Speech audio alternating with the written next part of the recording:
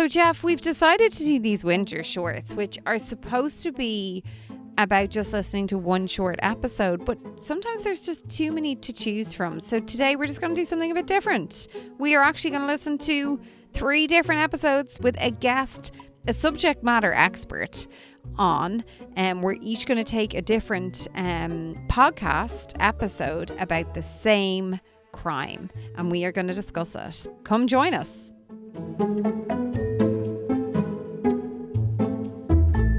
Welcome to So Much Crime, So Little Time, Winter Shorts. I'm Jeff.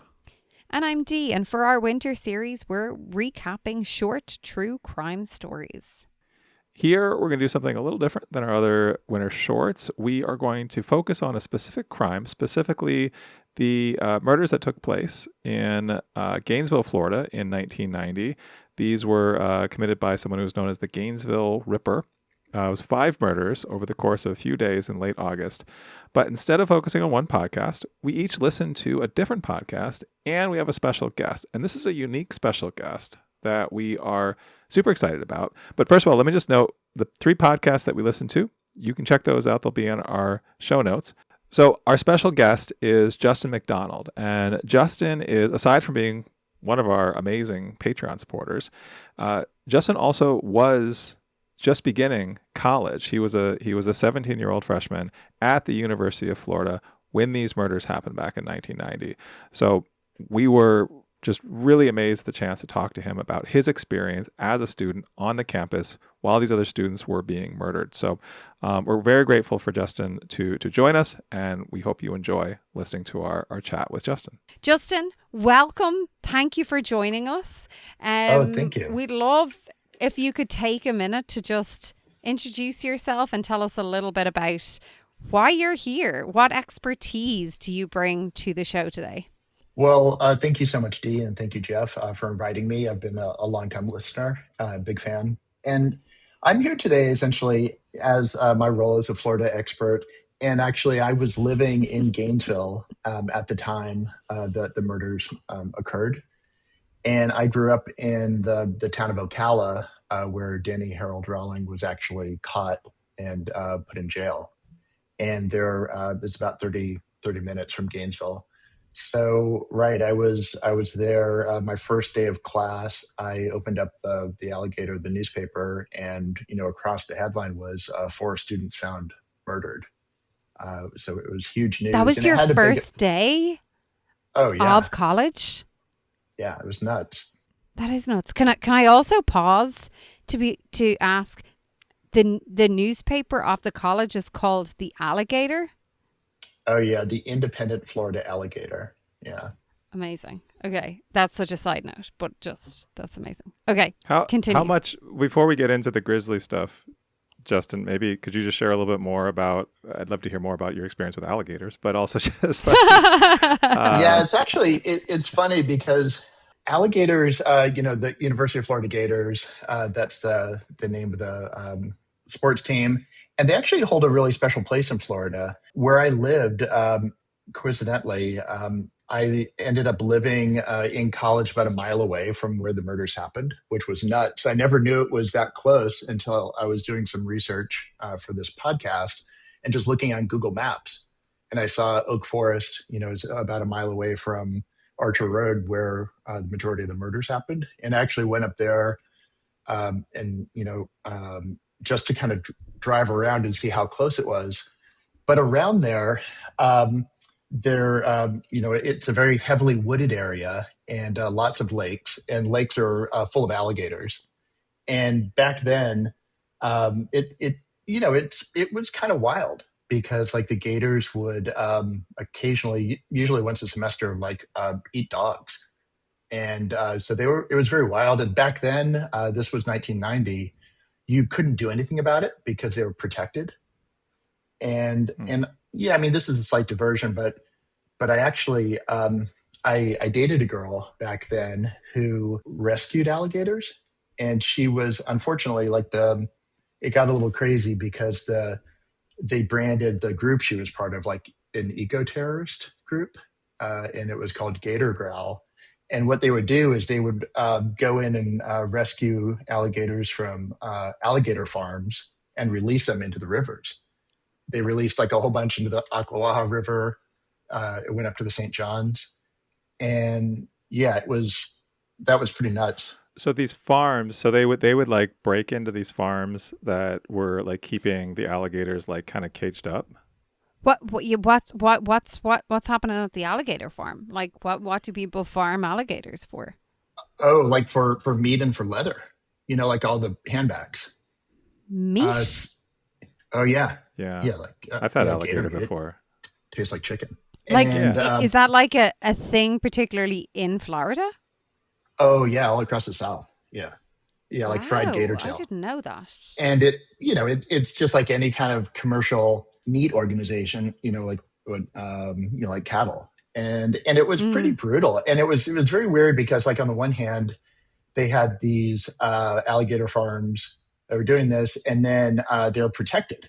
So this friend of mine got really involved in that, and unfortunately, I got kind of sucked in too because I did some work for them. Like I made logos for them and T-shirts for this eco-terrorist group. Back then it wasn't considered an eco-terrorist group. I mean, that came later. They were just it's just like a group of people that were doing the right thing. But I was selling these T-shirts at a dead show, and I actually got busted by the feds. And then they said they threatened me, if I didn't flip. And I had to turn this lady in, and she did some jail time. Wait, this was your girlfriend, you said, right? What? Yeah. Hold on a second. Yeah. You were selling some of the merch for this group, and you got busted.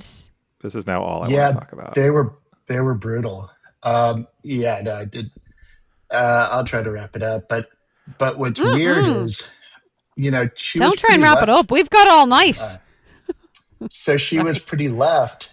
She was, pretty leftist at that point, But in jail, I don't think she was actually in prison. I think it was just like jail.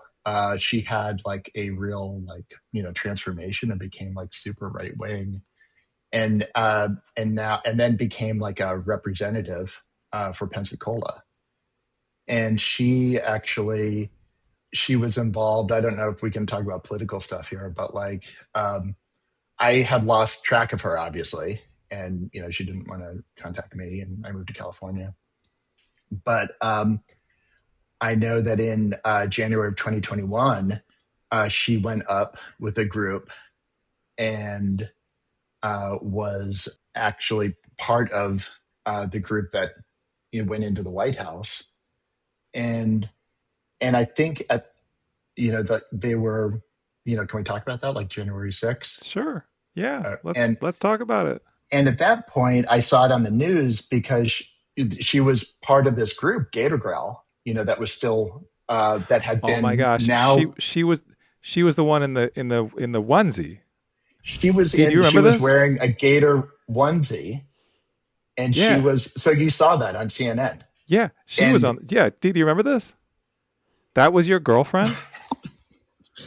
Did Jeff put you up to this? No, this was 100% Has true. This all been a joke? Oh my God, I totally fell for it. The feds flipped me. I was like, what is happening? Wait, really had her there, Justin. Excellent work. Excellent. Yeah. Fuck, I forgot we did this to him. Oh my God. In the Gator onesie. Yeah. Yep. That's good. Oh my God. Yeah. At what point did you guys organize this? That is amazing. Been working on it for weeks. Yeah. Yeah. The Gator onesie. The Gator onesie was good. Justin's not even actually from Florida. So this whole thing is just set up so that you can do that. Yeah, it was all a long con. No. Gator Growl is actually the name of the pep rally at the University of Florida. I did attend University of Florida. I did actually live a mile away. This is the truth, at Oak Forest. So that's as far true as we've gotten. The rest was all BS. That, it diverted. Oh my God. Anyway, All right, let's bring it back to the actual story. So, all right, so Justin, so you were a freshman at the University of Florida when this happened. Yeah. This happened right at the beginning of the school year. So the students Right. were on campus, and you said you opened up the paper. So this Yeah. part is true. You're in university on your Yeah, first yeah. day. You open up the paper. Okay. Right. I opened up, and actually, what was weird was the week before was Sorry, kind of do like they farm gators? I need Yeah, to yeah, they figure do. out how much of this That is part's true. true. Okay. Yeah. Yeah, that part is true. And did people at the time release them back into the river? No. Okay. Every once in a while, this is actually true also.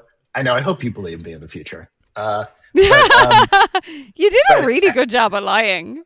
I love that Jeff decided not to lie because he figured he wouldn't be able to do it very well.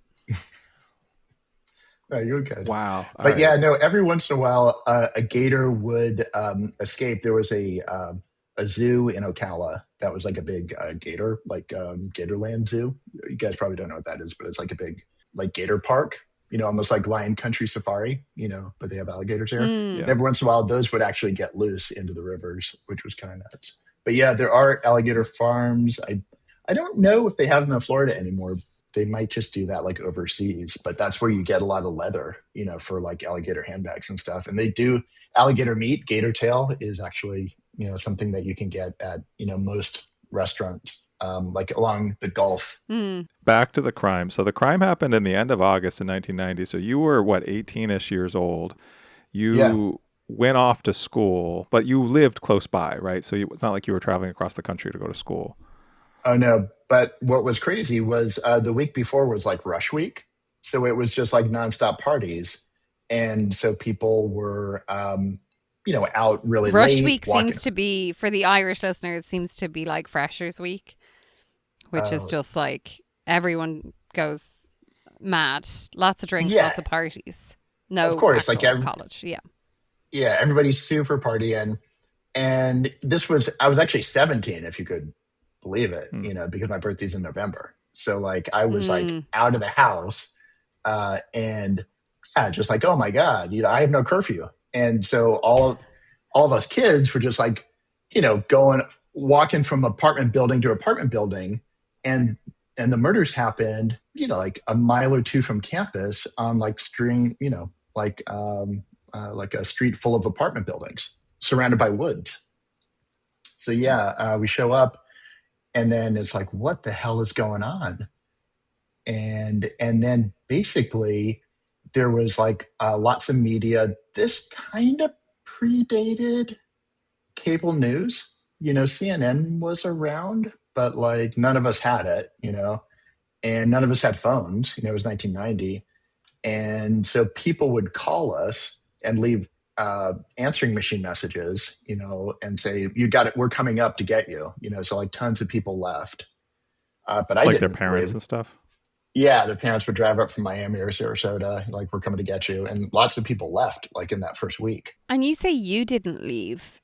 Was there more of a fear amongst like the girls? There probably was. Yeah. Or do you think you didn't leave because you were like, sure, it won't happen to me. Like, I can deal with myself kind of thing? Like what do you think was like the impetus for some leaving and some not? I think it was mostly, some like the more kind of like hands-on parents, and probably like a lot of parents of, like young girls, like, I remember knowing a couple people that like lived in Sarasota, and which is kind of far away, like, maybe 4 hours down south. And they came up, were people from South Florida, and their parents came up and got them, and they left. And then they returned like a semester later. Yeah, and I presume the college had to like allow that given the circumstances. That's insane. Yeah, what was your like family's reaction to this? Like, did you think about leaving yourself? No, because it was only like 30 minutes away, and I had just left. I was psyched, to live on my own. And it was funny. We weren't really that scared. And there's also, we just didn't know anything, because that was it. The police didn't release any details. It was like, 4 students were found dead. And they purposely didn't release any details because they hadn't caught the guy. So they didn't want to release any details about the murders. So then a person who knew the details would be the guilty party. And so there was just this big rumor mill that started. And I remember, so there are tons of theories. And the big one that started up right away, there were rumors that these had been really horrific murders, and that there were some special circumstances, and that we'll probably get into it later on, but there was something strange about the bodies that they had found, and then there was a theory that it had been a medical student, and well, that makes sense. Yeah, given like the bodies had been decapitated, had been mutilated. Right. Like in one case, I think one of them was opened from God, what did they say, yeah. the breastbone all the way down to the pubic bone. Yeah. So much so it makes sense for them to have thought that. Right. Yeah. And that was so upsetting. And then we just figured, I could talk about some of the details, but just you bringing that up also brought up another memory. And it's really, I'm glad I'm able to talk to you guys about it, because a lot of this, I never talk about it with my friends, but something that always stayed with me, I got some more clarity around when I was listening to this podcast, because supposedly, according to the podcast I listened to, Danny Harold Rawling was inspired to do some of his actions by the movie The Exorcist 3. And I knew that because I had seen that movie, and I don't remember if I saw it like a week before the murders happened or a week after, but it was playing in Gainesville in like some rundown movie theater near where the murders happened, like a dollar theater. And I had gone to see it. And it struck me, it must have been after the murders. And it struck me because in the movie, it's a pretty graphic movie. And, one of the victims is decapitated. And then I was like, Jesus Christ, he saw this movie in this theater. And I guess after it he couldn't have been with me, but he saw it there, but I always kind of wondered if I had never really put the timeline together, but I always wondered if I had been in the theater with him, or it just was really freaking creepy because it was like a creepy theater and kind of run down. And I didn't want to be that close to this psycho. Yeah. Even at like the age you were at, I'm sure so much of it just happened. And like there was no social media. So it wasn't like the news was everywhere and it was being, I don't mean hyped up, because this is obviously, you can't get any more like dramatic's not the right word than this story, but like it's a lot. Like people are going to want to hear about it and talk about it. But in the era of social media, there would have been so many rumors going around, so much probably fear mongering and spreading of things, whether even that fear mongering is valid or not. But I can imagine that like us discussing it or you listening to a podcast on it is probably bringing up a lot of memories that you were like, oh, 17-year-old me didn't even think to care or consider that. But now, and actually particularly, I suppose, I always go back to this, but particularly as a parent. Oh, yeah. It I'd say it creates a lot. We don't need to get into a therapy session, but it does, I'm sure, create a lot of Jesus, that was wilder than I really thought about it, at the time or considered that it was. Oh yeah, completely, Dee. And it struck me because I honestly had no idea how close I lived until I looked at it on Google Maps. And I was just back in Florida and I was like, I'm going to go on this podcast. I might as well, go up there and see, how it's changed. And for our listeners, of course, Jeff, is going to post some photos that you actually took. It's kind of wild. When you sent them, we were like, oh my goodness. Yeah, could you maybe tell us what we're looking at so then people can go and check out our Instagram to see what they are. But maybe can you talk us through what these pictures are? Yeah, so the first one, this was at the Williamsburg apartment. And this is right off of Archer Road. In Williamsburg, that was the first one, Sonja Larson and Christina Powell. So the first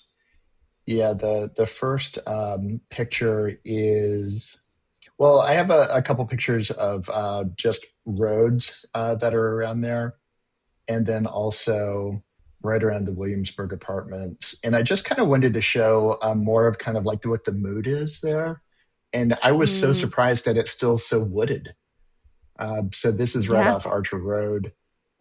When I was going to school there, 30 years ago. Um, it was even more wooded than it is now. But these are just, this is at dusk, and with these giant oak trees, it's just a forest steps away from where people are living. And Danny Held Rawling was living in the woods in a tent, like right in these woods. And I kind of thought that it was going to be way more built up, but it wasn't. So, And what is the small house in that picture from the car window? oh, that was just a really creepy house that I saw. But it Just a just really kind of creepy shows like house. the South, like there can be, kind of this development and, like a modern apartment complex. And then steps away, there's like a patch of woods. And in the middle of the woods, there's just like this decrepit house that might have like the windows boarded up. And Mm. I mean, it's Gothic. I mean, it's William Faulkner-esque, I guess. I want to ask a couple things before we get too far away from things we referenced before. So one of them is, so you said you weren't really like, because just the time and maybe a little bit your age, like it's not like you were sort of living in sort of constant fear of this at the time. But so these Hmm. murders happened in late August, and then Hmm. what? Like you start going to class and like they stop, right? Like I think August 28th or 29th or so was the last one, and then there's not another one. Um, Right. but you Yeah, don't know that they've actually arrested the guy for a long time, right? Oh, right, exactly. Yeah. So, and it's funny because it was such a different age. There was no social media. The alligator, had headlines, but there was no developments in the case. And and then maybe a month later, they arrested a suspect who ended up another student, and then all the attention went to him, and that was on the news, and people thought it was pretty divided in my group. People didn't think it was him because we all knew these quasi rumor details that had leaked out about like the sophistication of the murder, Mm. and that it was somebody who had deliberately done all these things. And the student that they ended up arresting was unfortunately mentally ill, and we all knew that. And even being 17, 18, we kind of we saw the disconnect. So no Mm. one really thought that it was him. And also, I remember knowing somebody who knew like that guy's brother because he was a Florida kid. And it was, it just didn't, unfortunately, the poor kid had lots of troubles with mental health. Anyway, attention went to him, but then people didn't really think that it was him. But the murder stopped, so it just kind of left the like the public discourse. And how long between that then and the actual arrest? Well, so what happened was, in reality, Danny Harold Rawling had gone on a crime spree after the murders, like all over the South, I guess. Sorry, all over like Central Florida and between Gainesville and Tampa, and then had been arrested in my hometown of Ocala and ended up being in the Ocala jail, which was completely crazy. That And is and then insane because he was arrested for a bank robbery. Is that correct? well, he was arrested in Ocala for robbing a Winn-Dixie, which is a supermarket chain, but he had been a bank robber Oh. back in Louisiana. Um, Oh, okay. and This is, I'm yeah, telling you, the podcast I listened to, lads, it wasn't very informative. We should actually maybe acknowledge what our respective podcasts were. Justin, you mentioned the one that you listened to and the details. What can you tell us the name and oh yeah, definitely. Yeah, the one that I listened to was called "The Last Podcast on the Left," and it was a two-part episode. The first part, both about an hour long. The first part was just about Danny Harold Rawling, and then the second one went into the crimes. And this was the first time that I had listened to this podcast. And at first, I guess I am really sensitive about it, because as you two have kind of picked up, like it really impacted me. Of And course. the way that they approached it, these are it's a very popular podcast, and these guys approach their podcast with a lot of humor. And at first, it was kind of jarring because it seemed kind of like morning show esque. But as I listened, I actually grew to really respect it because they really did a lot of research.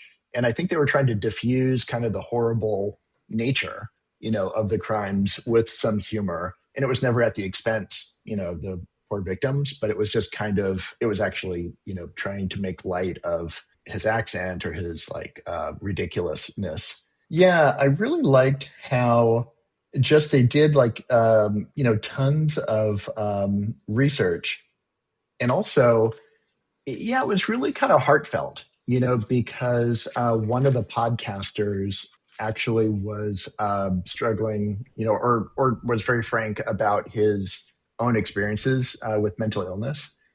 And so they kind of were talking to him about bipolar disorder, which is something that I think Humphrey, Eric Humphrey, Ed Humphrey. Ed Humphrey, that's right. Yeah. That he struggled with. And so they were actually kind of talking about well, what is it like? Can you really do you lose consciousness? Is it a blackout? Stuff like that. So it's really interesting. And I think that they really did a really good job of the details. And as, kind of an eyewitness to history at that point, it was everything they were saying was, thoroughly correct and actually, very insightful. Huh. I kind of wish I listened to that one. Dee, what did you listen to?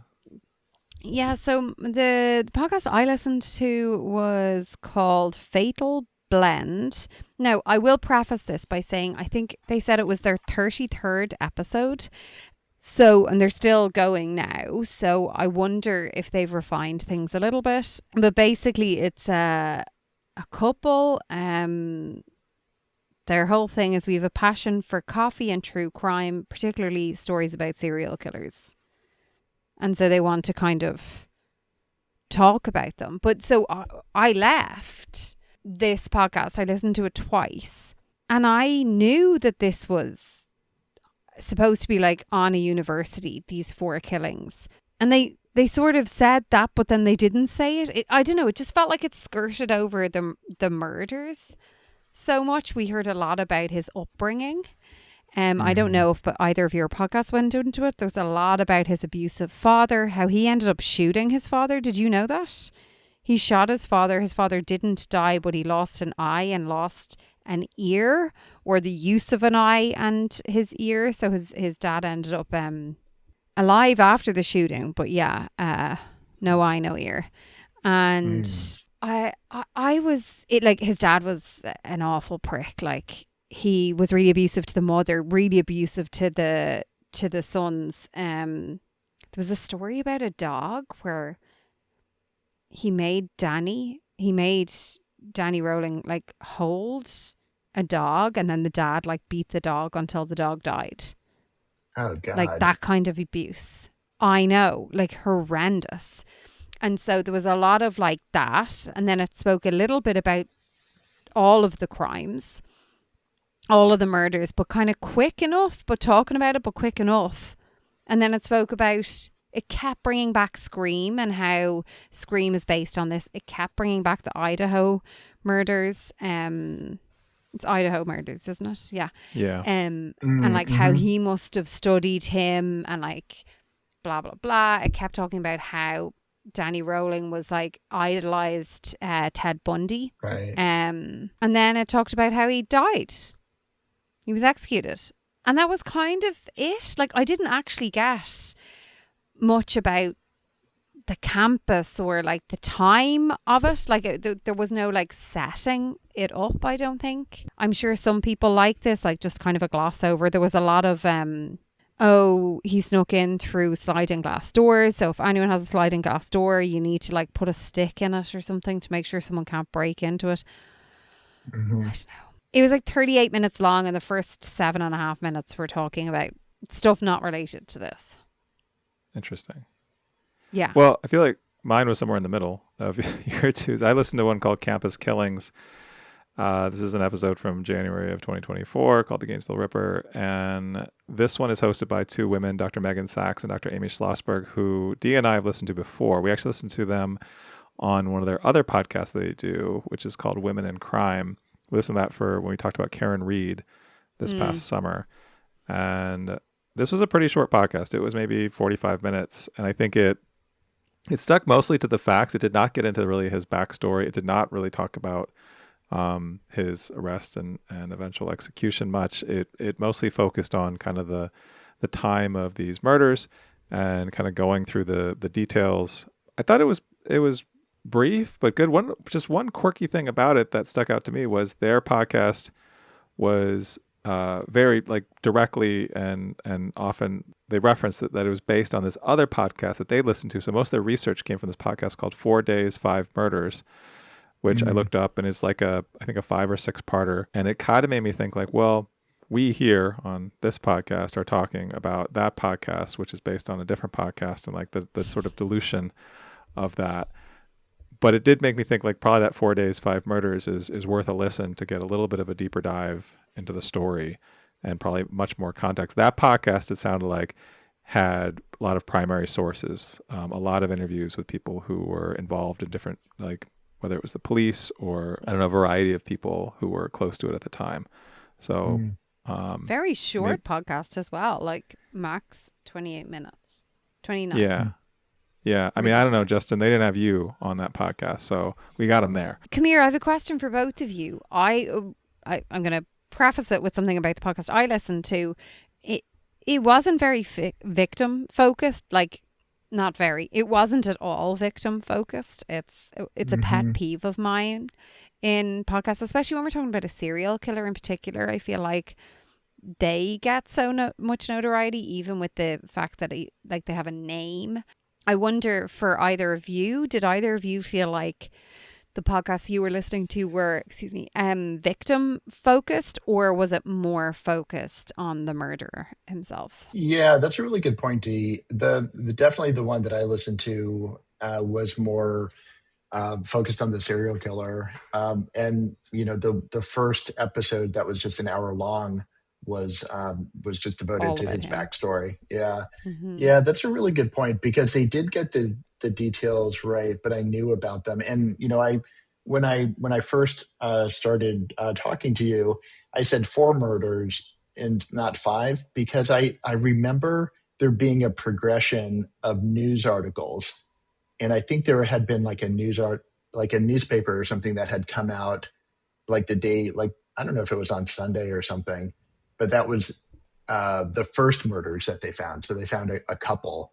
And then it was like a progression, so at first they found, several of them, and then there were 5, but right. There wasn't that much attention paid to them. I mean, they were just kids, and there was, something that struck us was that the last 2 victims, man and woman, the man, Manuel Taboada, was a football player.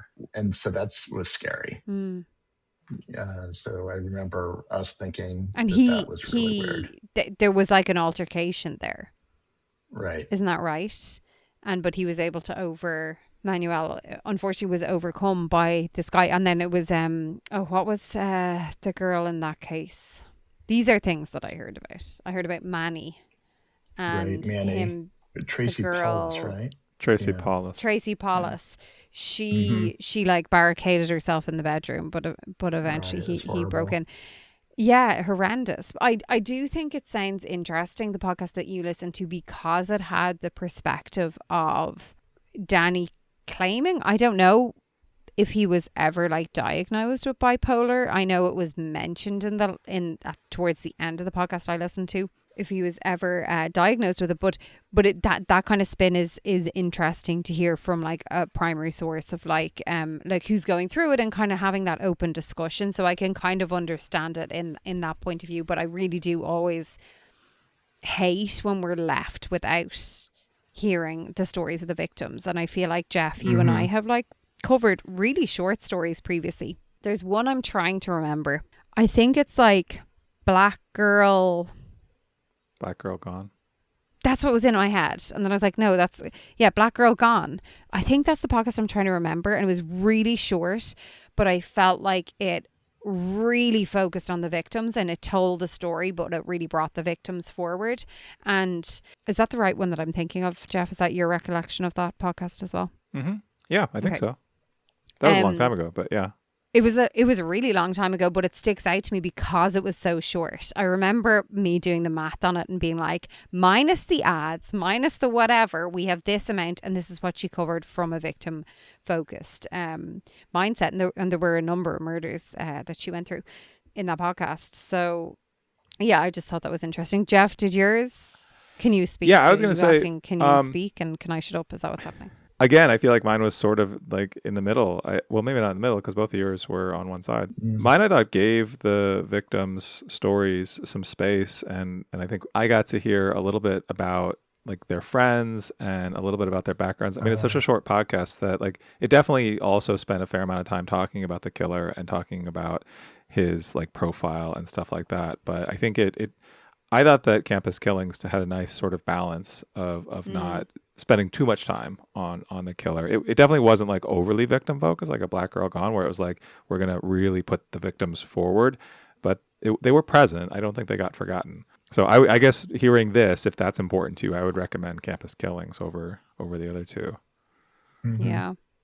Interesting. One of the things that mine podcast did talk about that I think, Justin, I don't think we've really talked about yet is, so they spent a little bit of time talking about how after these killings happened, and I don't know if this is sort of like the sort of perspective now looking back, but the perspective they talked about was that the president of the University of Florida did a really good thing of trying to restore normalcy and have like, and not like send everybody home and cancel classes. Like classes went on, the school year went on, and that the student body overall was described in my podcast as being both very relatively calm, like there wasn't a sense of panic, which I think you kind of spoke to, but also very vigilant. And they talked about how people were chaperoning young women, or there was even one anecdote about this one time this car was going down a street, I think on the campus, and the president of the school was walking, and people were like, hey, you shouldn't be walking alone, and offered to accompany him. And then they contrasted that by talking about the media and how the media was really kind of going overboard, hounding students and just being sort of very present, trying to get details. And I'm curious from your perspective how accurate that is. Yeah, that's a really good point. I do remember there being vigilance and a sense of community. And there were, that was the first that I had experienced, there being folks who would walk people home, from class, or if you had to walk in between buildings at night, you could always get someone to help you, or to walk with you. And so there was a sense of community that that this brought about. And I do remember the president speaking or publishing articles in the paper about the incident and about his decision not to cancel class. And so that's ring true. And I don't remember there being a lot of media, at least where I was, or interviewing us. But right, I mean, life did go on. And in my podcast, that was one thing that I did pick up on. They did talk about how the campus felt kind of besieged, and there was, no events and no parties and stuff like that. But that wasn't true. I mean, it did seem like it pretty soon it got back to normal. And especially after the arrest of Ed Humphreys, then people, started to think that, perhaps he was it, or, maybe the real killer, had gone underground or something, but it wasn't top of mind anymore. So, at that point, the campus life did get back to normal. It's kind of interesting, I think, that like hearing that kind of insider viewpoint or perspective, like, or experience about it, because in my mind, what I suppose I would imagine would be a sense of paranoia that, like, who can I trust? Because they didn't know at that point who it could be. So yeah, it seems pretty powerful that they were able to quell like that hysteria. Hysteria is not the right word, or like mania, because of course you would be like, of course, like it's not for no reason. Yeah. So I It think is. that's It's so fascinating. The weird though, other, because it. Oh, sorry. I was just going to say it was just such a different time, before social yeah. media, you know. And I And even like remember, the knowledge of serial killers as a concept, I'd imagine, like, yeah, we hear about it so much now. I think because like it's such a big thing. It's something that's spoken about so much. You see so many Netflix documentaries and like movies about all these serial, like it's so sensationalized again now. And I just feel like, I assume back in 1990, can't speak to it, they weren't in the nursery rhymes I was being read at that point. But I assume that like it wasn't so big to say like about a serial killer. Like it wasn't, people weren't so aware of it as a concept. well, it's funny because Florida is, I mean, Ted Bundy killed people at Florida State. He killed, women. And that's just, that's up in Pensacola. And then, Florida had also, I grew up in the 80s with the disappearance of Adam Walsh, which was, a horrible story. And then John Walsh became, famous for doing, what was it, America's Most Wanted. And that was, in Miami. And just so that, there was always, What happened to Adam Walsh? I um, don't know. like one of the original, he was one of the original kids that just disappeared. And then they found his body, and yeah, he had been decapitated, and he was a kid. He was like 8 or 9. And this was like down in Miami. And they never quite solved the murder, though. He was John 6. Walsh. Oh God. Yeah. And that was the one that our parents told us, like, don't ever like go home with anybody, stuff like that. But I mean, back then, in Ocala, growing up, I never locked my door. Like, it's hard to explain that to people, but like, my friends would come in and out of my house all the time, um, and, and yeah, I mean, I would come home from school and just walk in, like we didn't really own anything. And, there was no reason to lock the door, so that was the culture. And it was, a small Southern town. And I think honestly, what's so weird after this, I think when things kind of got back to normal after Danny, Harold Rawling was arrested, we knew it was him, he was going to prison. I think we all kept our doors unlocked again. We just kind of, like that kind of culture was just, like it just kind of resurfaced. I mean, now it's different, like 30 years later. Can I ask, tell me if you don't want to talk about this, but I'm curious question. So you're a parent of daughters who are college Mhm. age. Like, does this cross your mind? Like, is this something you think about much? It's different. Not where I live now in San Francisco, uh, but in the South, I would. And just because it's just so different there. And in 1990, it was so cheap to live in Gainesville. My buddy lived in a trailer that was $99 a month. And so it was so cheap. So there were just such rangy people around. And so I guess also I was just back in that region, and it's different. Like a city is different, but people are on their guard more. I guess that's where I'm going with that. But in like Yeah. an idyllic kind of place where things are mellow, and you're drinking Coronas at the lake, and you don't lock the door Kind of like because holiday vibes. Nobody's like worried. yeah, Yeah. yeah, the screen door is kind of like popping up and then closed, and it's 89 degrees at 10 o'clock at night. Your guard might be down a little, but You're too hot to care. yeah. Too. But I guess, right, like it is pretty terrifying. Yeah. So yeah, thanks, Jeff. I hadn't thought of Well, Jeff. sure. Yeah. But also I think like, and like I suppose this goes back to like how things went back to the doors being open and people stopped that. walking each other around, is like, Hmm. you get back to the normalcy, because it's not like everyone was doing this. Like, it was one person. It was one Right. person Yeah. causing this fear and this chaos. And when you knew that that person was apprehended, and you even said the original person who was apprehended, mistakenly apprehended, he, Right. like, even that gave people like, oh, it's fine because he's caught now. That's Exactly. actually something Right. I kind of wanted to talk a little bit about, because what I did hear from the podcast I listened to was that it was a friend from Danny Rowan's church who called the police. A Hmm. couple that he had become friends with, they had, he had started to say kind of weird things to them, like something along the lines of, I enjoy the idea of putting a knife in someone. So I don't think he used the word stabbing, but I think it was something along the lines of, I enjoy the idea of putting a knife in someone. And then Hmm. this other line, which was kind of funny, because the T, who is so Jay and T are the two hosts on this show, and T was explaining like, oh, he did that, he said this to the women, to the couple from church, and then he also said that he just wants to leave town and he wants to go somewhere that's hot enough to be sitting on a beach looking at attractive women, or looking at beautiful women.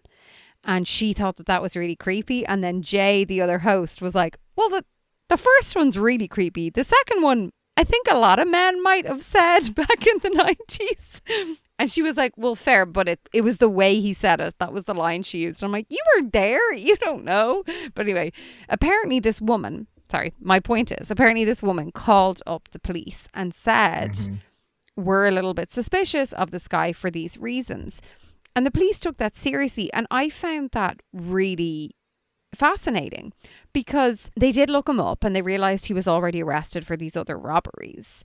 Hmm. And now there was other coincidences that some robberies he was doing were on the same days as the murders that were committed. So it just ended up being very coincidental that they were like, this has to be it. But what I found interesting, and I'd love to know, and maybe some of the podcasts you guys listened to covered it, but how many tips came in?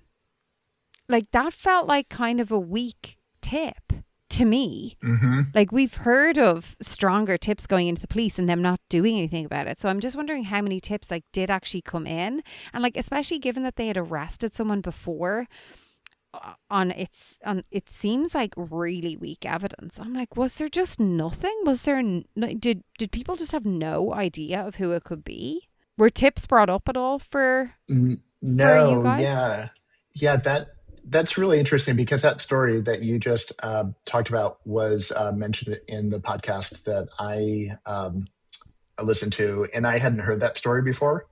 So that I love that. That's great insight, and I love that they actually did listen to that. But I really do think that there was just nothing coming in at all, and there, that's and that I remember that from back then, that there was just no news, and that's probably why it left the front page, because there was just nothing to write about. They weren't releasing anything. Yeah, I just, did you not find that fascinating, Jeff? Like, after all of the podcasts that we've listened to, all of the tips that come in, like, there's so many. Like, to have had this tip be one that piques the interest, I'd love to have heard a little bit more about that.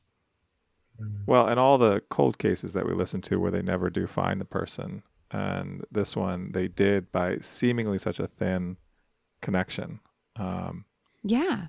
yeah, it's kind of Right. amazing. That's crazy to think about, Jeff, because right, it without that, they might have never solved this. No. Yeah. I Because like never thought it about that. seems like they were looking in the wrong place. Like, they were looking at the student body. Like, I've got a question for you guys. Did either of your podcasts mention the lady who married Danny Harold Rawling after he was in prison? This was really interesting, because that was really gross when that came out.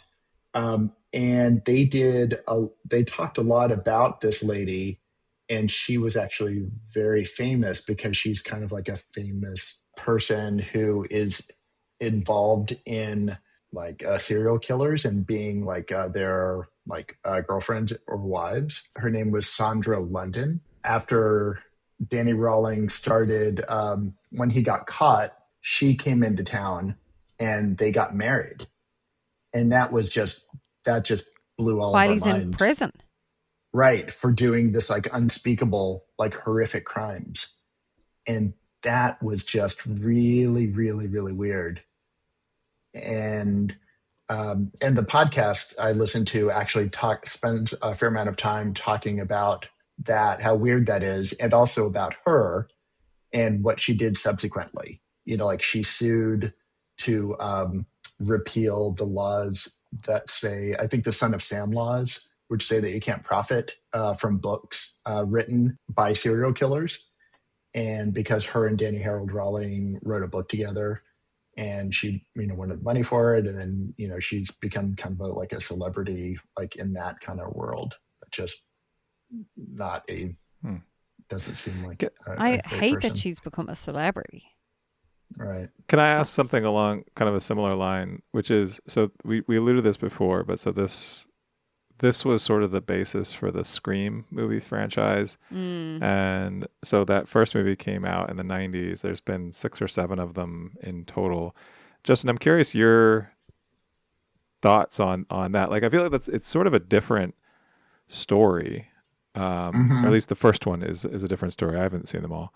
Yeah, I guess, how do you feel about that? Because I guess so the first one came out in the mid 90s, and so that wasn't that long after this happened. Yeah, I remember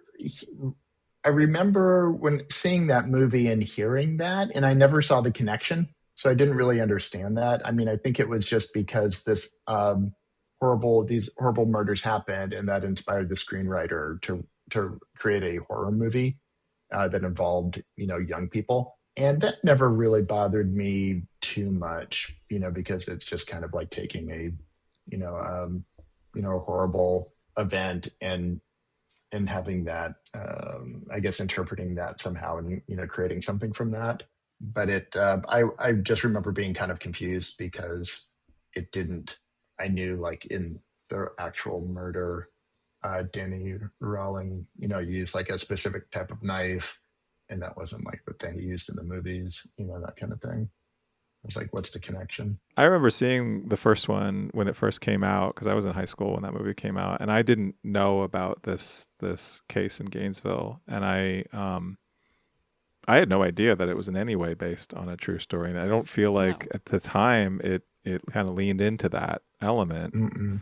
Yeah, actually, I was kind of surprised to hear that was the basis of the story. Yeah, I think that's like an odd way to phrase it, because it's almost like just saying that you witnessed something and then you kind of created something else. Like people who, I guess I was thinking of there's like the famous painting of Guernica, of like the artwork.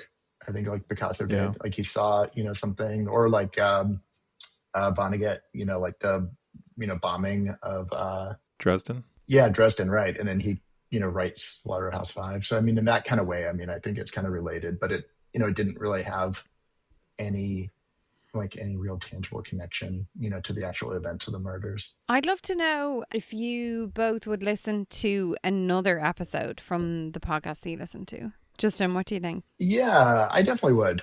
And because I think they did their research and, had some insights about it. So yeah, I think especially if it was something that I didn't know anything about, then I think they kind of do the range of figures and bring a lot of insights to it. Interesting. It's good to know for us, Jeff. Jeff, what do you think? I feel like I'm curious to listen to the one Justin listened to. I think the one I listened to, I mean, so we'd heard these same 2 hosts on Women in Crime, and I feel like honestly the shows are kind of the same. I mean, same hosts and kind of have the same style. I feel like it's, what I didn't say earlier is that it did at times feel a little on the salacious side, even though they're both like criminologists and educators. But so I don't know that it would be at the top of my list, but I do think like it was well researched and it was presented in a fairly balanced way. So if there was I think I'd be more guided by if it was a story I really was curious about.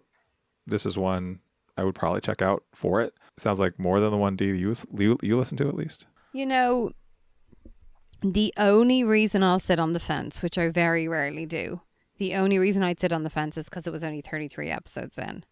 And it feels like maybe they hit their groove. Took us like 150 to figure out what we were doing. We're still figuring it out, Jeff. But like, look, I'm not going to run back to it.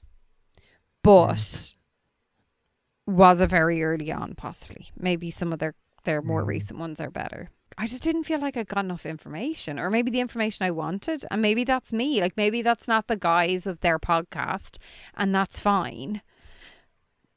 But then it's not for me. And again, I've said it already. There was not enough story about the victims. Mm-hmm. I like that you brought that up, Dee. I don't like that that was missing from the podcast, but that makes me think that that's something that I want to look for. When I look at podcasts, and that actually makes me think that it might be interesting to check out the one that you were listening to, Jeff. Just because it did mention that. Yeah, or that one that mine was based on, which again is called 4 Days, 5 Murders. And it's interesting. Actually, I was looking on the Wikipedia page for Danny Rowling, and when they have the in other media section, they actually referenced that 4 Days, 5 Murders podcast. So it says it was put up by WUFT News back in 2020. What's WUFT? What does that stand for? It is the PBS station in Gainesville, Florida. Yeah, I thought that sounded familiar. We enjoy a PBS. Sure. Love a PBS story.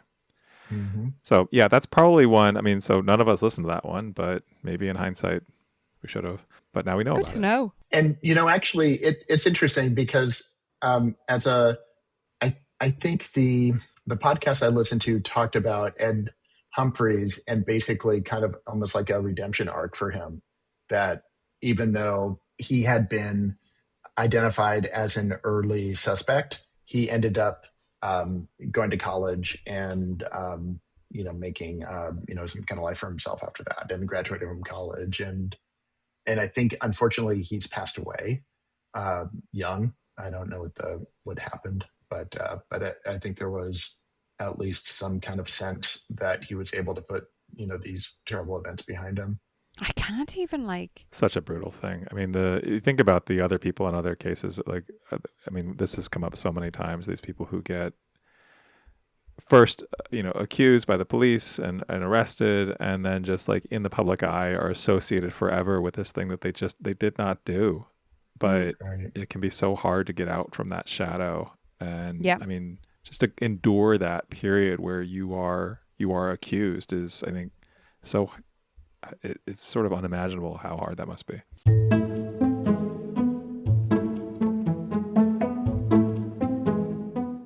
All right, Justin, before you go, I know you are a Patreon member. We really thank you for all the support you have given this show.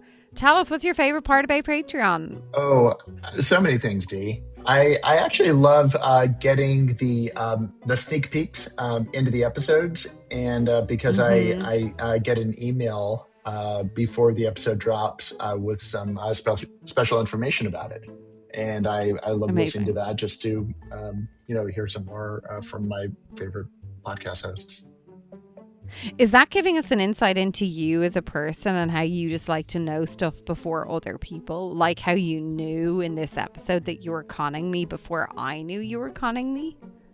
I think it is. It has to do with the level of preparation and the seriousness that I take, my craft, which is the long con. Amazing. Well, Justin, thank you so much for joining patreon.com/so much crime, so little time. If any of our listeners are out there thinking that they would also really enjoy signing up and becoming a member, please go to patreon.com/so much crime, so little time. And don't forget, you get the opportunity to get a handwritten card from Jeff and I wishing you a wonderful new year.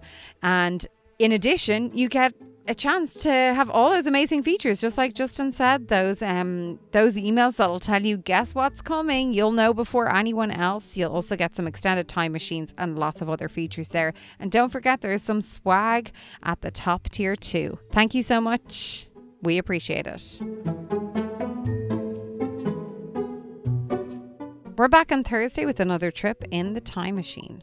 We will introduce a crime and get ready to listen to the story before coming back with a recap like this one to discuss. That's on the next So Much Crime. So Little Time.